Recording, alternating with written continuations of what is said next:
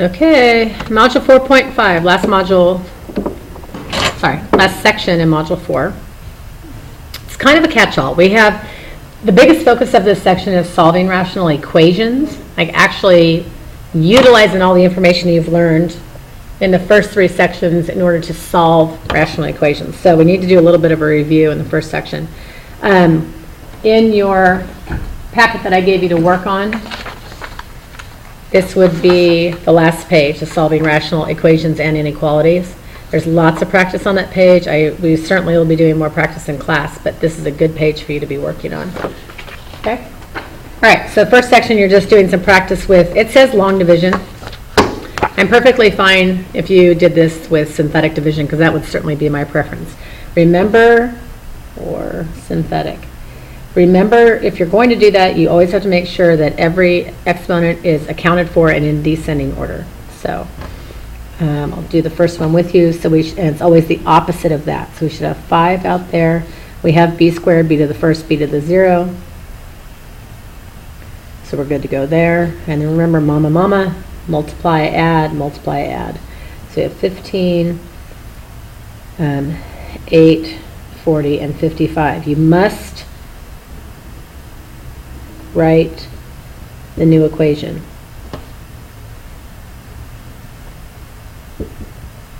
Okay, so this would, remember, you drop your exponent by 1, so this would be 3b plus 8 plus 55 over b minus 5. Sorry, that should be a b, not an x. Okay, so go ahead and you can, I'm going to let you rip through the rest of those 2 through 6 and then come back and check your work. Okay, so now you've gone through and done all of your synthetic division. I went ahead and did the synthetic division. I have no issue with you doing that either. Go ahead and check your work. Some of those are some pretty big numbers, but they're doable. Remember that it is only a factor of the equation if the remainder is what? Right, 0. It needs to be a remainder of 0, like you have in number 5 and 6. If you can look at something and see, hey, wait a minute, I think that's factorable, you can certainly go ahead and factor it. With rational expressions, 99% of the time, you're being given polynomials that factor. So it's definitely something you can utilize to make life easier. So get those checked. That's a quick flashback to synthetic division. And so now we're ready to move on to simplifying rational expressions, which you did in the very first part of this module. So number 7 is just doing polynomials. So, monomials. That's pretty easy to simplify. Remember, always simplify your coefficients first, then ask yourself, do you have more of each variable on the top or the bottom, and by how much? So 30 over 12 reduces to 5 halves. I have more b's on the bottom by 1, and I have more c's on the top, so 5c over 2b. I'm going to factor both of these. So this is a plus 1 and a plus 1. Now the bottom, because I've got that going on, this is where you're going to need to use your BFDs or your X factor. If you do not remember how to do that and you are not really practiced at that yet, go back to the quick factoring review video. But at this point, I expect you to know how to do that. So, okay, go back and look at that again if you need to. It's only about 4 minutes long. Okay, so I usually do BFDs. I find it faster. So I have a plus 2, a plus 1, and I divide each by 2. So my factors there would be a plus 1 and 2a plus 1. Okay, those cancel out. These do not. The 1's do not cancel out, and the a's do not cancel out. This is one piece. This is one piece. They cannot be separated. So your final answer for that is just a over 1, or sorry, a plus 1 over 2a plus 1. That's your answer. Okay. Going down to number 9, again, factor, that's y plus 2, y plus 2. On the bottom, I'm going to need to do BFDs, so I get y squared plus 5y. I'm bringing that over. So I have y plus 6, y minus 1. I borrowed the 3. I need to give it back. So I get y plus 2 and 3y minus 1. So I have y plus 2 and 3y minus 1. My y plus 2's cancel out, so my final answer is y plus 2 over 3y minus 1. Now, since I've got this multiplying, I can multiply anything to anything, and I can also factor. So you can do a couple of things here. I would factor this. That's a perfect square. That's a perfect square. No middle term. There's a negative in the middle. I instantly know that it's going to be a plus minus situation. So square root of 4t squared is 2t. Square root of 4 is 2. Okay. Once I factor, I tend to cross things out. Let me make that one a little bit clearer for you. So it would be 2t plus 2 and 2t minus 2. This I can factor out 3 and t plus 1. 2 and t, actually I'm going to leave that one alone. This one, it doesn't really help me to factor because I've got a 2t minus 2 on the top. Those are going to end up canceling each other out. And this is really 9 times t plus 1, t plus 1. Okay. So now you can just go canceling. So anything on the top with anything on the bottom. So t minus 2 and t minus 2 would cancel. T plus 1 and one of our t plus 1s would cancel. 3, you can also cancel coefficients because they're factors too, of course, and 3 goes into 9 3 times. So on the top, all you have left is 2t plus 1. Wow. 2t plus 2. Yes, it is Friday afternoon at 3:35, the Friday before Thanksgiving vacation. Yes, I'm a little tired. Okay, so, and then on the bottom, we just have 3 times t plus 1. Now it seems that it would actually help us to factor that out. So this would be 2 times t plus 1. Now our t plus 1s will cancel out, and we'll get t over 3. So really what you're doing with these is you're factoring as much as you can and then simplifying. And then double check that you can't factor again and simplify again. Okay? The last 3 are multiplication, division. So let's work through those. So whenever you have division, you're going to flip that over, multiply it same as multiplying by the reciprocal. I'm going to go ahead and factor these because it looks like over here I'm going to need to factor. So this would be 3 times r plus 1 over r minus 2. All I did was take this, flip it over using my reciprocal, and multiply it. So now I don't need this here anymore. That's gone. And I need to factor these. So this would be r plus 4 and r minus 2. And on the bottom I would have r plus 3 and r plus 1. 1 times 3 is 3, 1 plus 3 is 4. So that's factored. If you need to rewrite this so you don't have as much going on, you can do that. I don't think that you need to do that.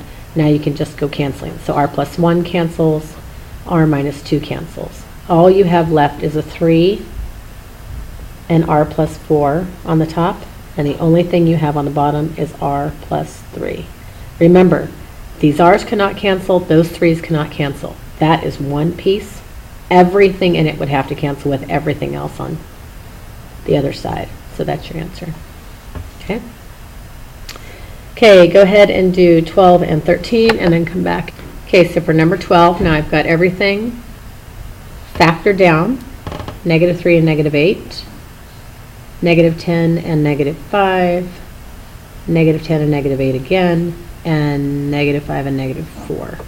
Now I can go ahead and cancel. So my w minus 8's cancel out, my w minus 10's cancel out, and my w minus 5's cancel out. So my final answer is w minus 3 over w minus 4. It's pretty amazing to look at all of that and it simplifies down to just that small fraction. When you give your answers like this, you can either put parentheses around or leave them without. What I find is if you put parentheses around them, it tends to help you remind yourself that you cannot just cancel the w's. That is not the same. Okay. All right, last one. If you can factor coefficients out of all of these, I would do that first, which in this case you can. So that would be 5 times x squared plus 2x minus 15, and 4 times x squared minus 6x minus 7. And on the top you would have 2 times x squared minus 5x minus 14. And on the bottom, you would just have that. Now you can go ahead and factor what you need to factor. But all three of those polynomials, you were able to factor a coefficient out first. So I always like to go back and double check and make sure that my simplification is correct. And it seems like it is. So now I can just go ahead and factor. So I would have 5. I'm taking all of these, factoring them, and rewriting them down here. So I would have x plus 5 and x minus 3. And you could actually write this all on the same line, because since you're multiplying, these all become one numerator. This all becomes one denominator. But for sake of confusion, we will just leave them as is. X squared minus 5x minus 14 simplifies to 2 times x minus 7 and x plus 2. And then on the bottom we would have 4. That would be x minus 7 and x plus 1. And x plus 5 and x plus 2. Once you get them factored, it's pretty simple to go ahead and start canceling. Cancel the x minus 7s. Cancel the x plus 2s. Cancel the x plus 5. 2 and 4 would also cancel with one another, so you just have that. So on the top you have 5 times x minus 3 over 2 times x plus 1. Okay, good. Okay, so here's the last section, solving equations with radicals and rationals. So some of this you're going to be able to noodle through pretty well. We've already done radical equations. We already know that to undo a square root, we need to square both sides. In this case, it's going to result in polynomial equations, usually quadratic equations. You must set the equations or the inequalities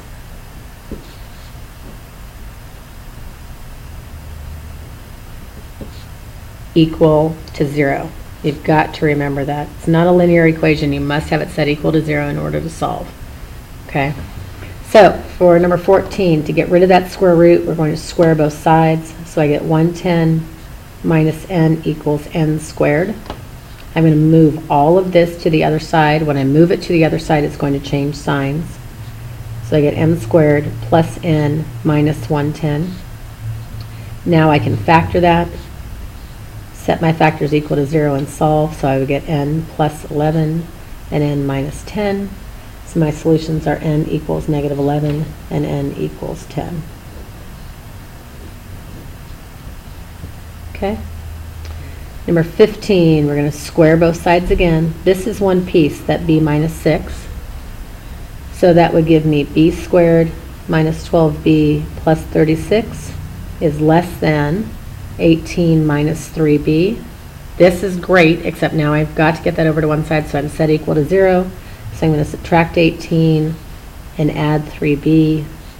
So I get b squared minus 9b plus 18 would be less than or equal to 0. Then I'm going to go ahead and factor. So I'd have b minus 6 and b minus 3. So my solutions are b is less than 6 and b is less than 3. Even with inequalities, if it's quadratic, you're going to have two equations. Our polynomial rule of whatever the degree of the polynomial is still is equal to the number of solutions that we have. Okay. All right, go ahead and do actually 16, 17, 18, and then come back and check your work. Okay, there is a typo on number 19. To start you off, I did want to give you one with a common denominator. So this should be, on the second one, should be 2q over 2q plus 3.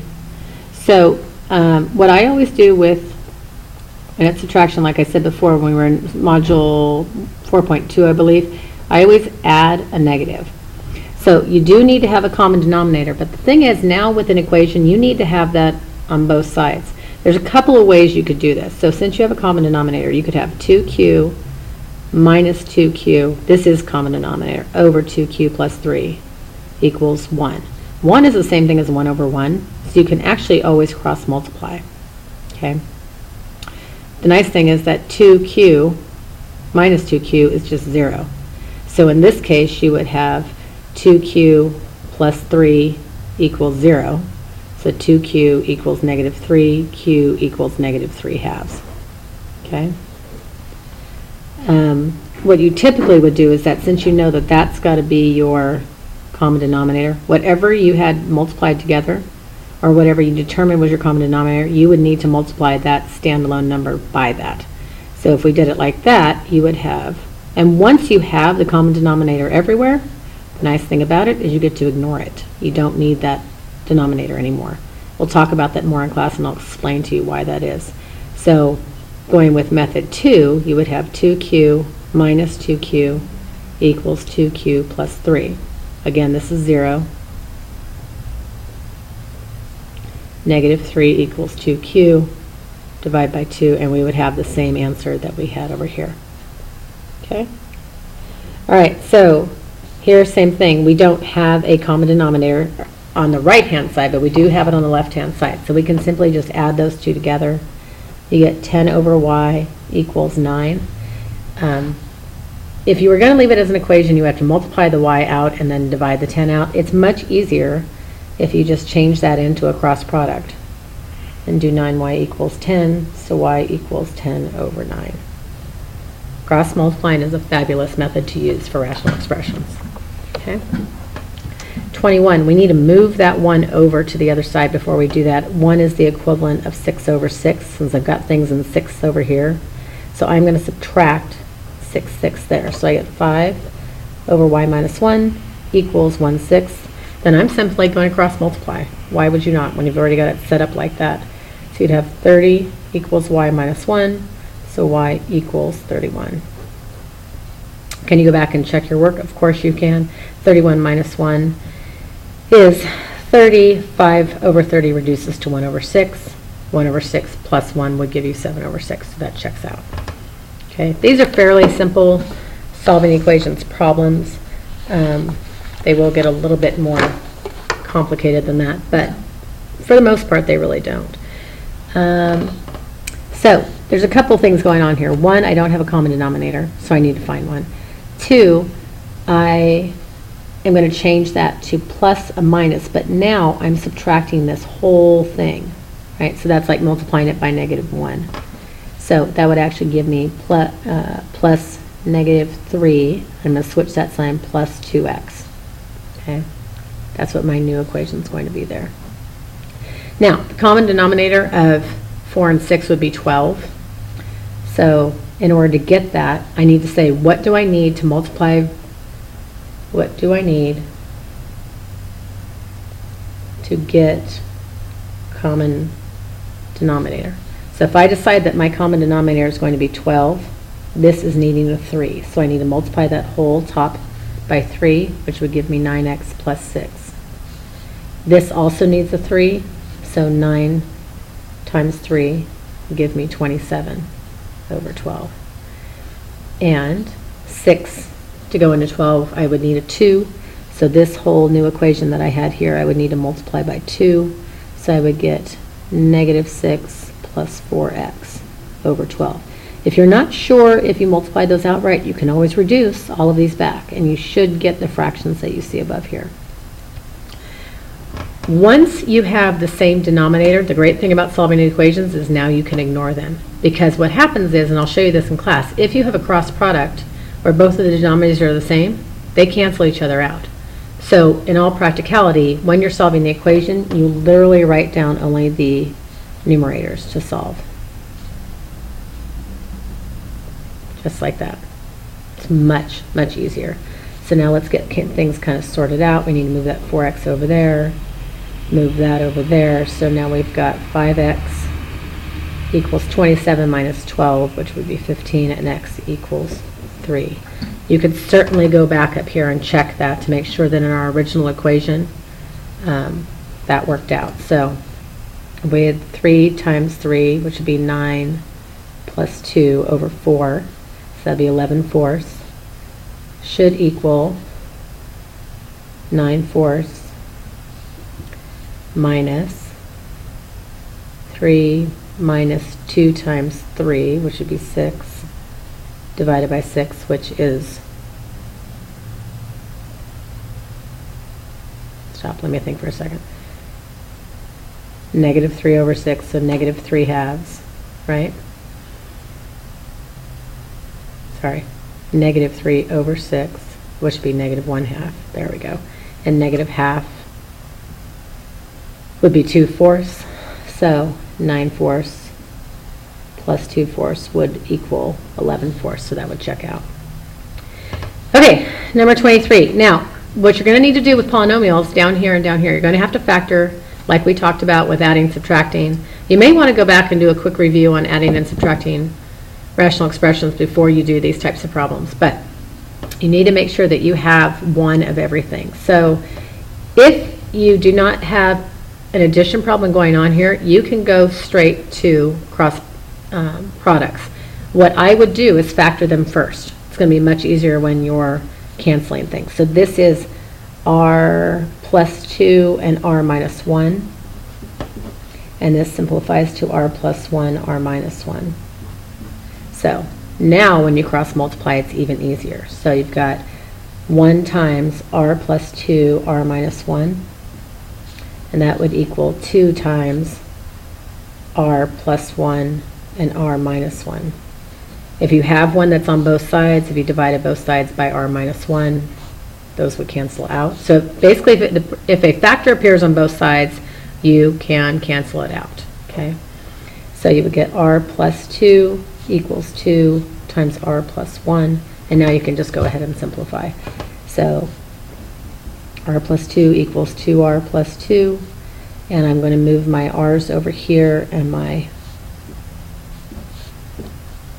numbers over there, so I get 0 equals r. Okay. And if I went back and checked that, I would have 1 over 0 squared is 0 minus 1 is negative 1. So that simplifies to negative 1. My other side should simplify the same thing if it's a legitimate answer. So 2 over 0 plus 0 minus 2. 2 divided by negative 2 is negative 1, so it checks out. Okay. Very easy to check your work on these by plugging back in. So, let's see. So, trying to decide on the left-hand side of this if I want to move all of my denominators, all of my fractions to one side, which I certainly could do. I don't know that either way. A problem like this is a little bit of tedious work, so I don't know that either way would help. I would go ahead and factor all of these. So you would have x over x plus 1, x minus 1, plus 2 over x plus 1 equals 1, plus 1 over 2 times x minus 1. So now I have decided that I need one of everything in my common denominator, okay? So I need this to appear in my new common denominator, right? I need an x plus 1 and an x minus 1. An x plus 1 I already have. I need both for that one, and I also need a 2.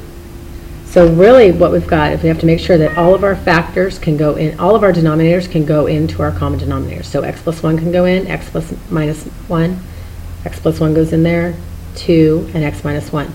Now, every one of these denominators needs to have that. So we need to figure out what is missing from each one. So this first one has x plus 1 and x minus 1. It is missing a 2. This has x plus 1 but does not have a 2 or an x minus 1. So it needs both. And this one is missing everything. So it needs to have x plus 1, x minus 1, and a 2. And think about that. All of that divided by itself would give us 1. So that makes sense. This last fraction is missing, has a 2 and an x minus 1. It is missing x plus 1. It's really a case of what do you need and what are you missing. That's what I want you to kind of think about with rational expressions. So once you multiply that out, you would get 2x plus 2 times 2 is 4. So you would have 4 times x minus 1. So that would be 4x minus 4. And then you would have x plus 1 times x minus 1 is x squared minus 1. And then we would need to multiply all of that by 2. So you would get 2x squared minus 2 equals, and don't worry, this is going to kind of clear itself up in a minute. Oh, you know what? Oh, sorry about that. This is supposed to be on the other side of the equal sign now, isn't it? That's an important thing, because now we're dealing with equations. So, my mistake. That should be equals 2x squared minus 2, and then we need to multiply this by 1, so we get x plus 1, all over x plus 1, x minus 1, and 2. So now we know if we cross multiply, this factor is going to show up twice. So for all intents and purposes, we can now ignore it. So you would get 2x. Now you can just simplify your numerators. So 2x plus 4x is 6x minus 4 equals 2x plus, 2x squared plus x minus 1. Okay, now you're just simplifying. So now we've got a quadratic equation going on. We need everything set equal to 0. So we're going to move that over by the opposite, subtract 6x, add 4x. This side now equals 0. Get 2x squared minus 5x plus 3. I don't know that that is factorable. We can try. So let's try BFDs. X squared minus 5x plus 6. Oh, it is factorable. X minus 3 and x minus 2. And, hang on, pencil issues. There we go. Okay, x minus 3 and x minus 2. Now I need to give that 2 back. And do that. So we would have 2x minus 3 and x minus 1. These are equations, so I need to find solutions. When you're finding solutions, it's really kind of nice, because if I'm asking you for factors, this is what I need. If you're being asked for a solution, you can stop right at this point to find your solutions and take the opposite of what you see there. So the opposite of negative 3 halves is x equals 3 halves, and the opposite of negative 1 is x equals 1. And there are your two solutions. Okay, that's it. That's all of Module 4. Again, practice, practice. Be sure you're working on that packet that I gave you. And well done.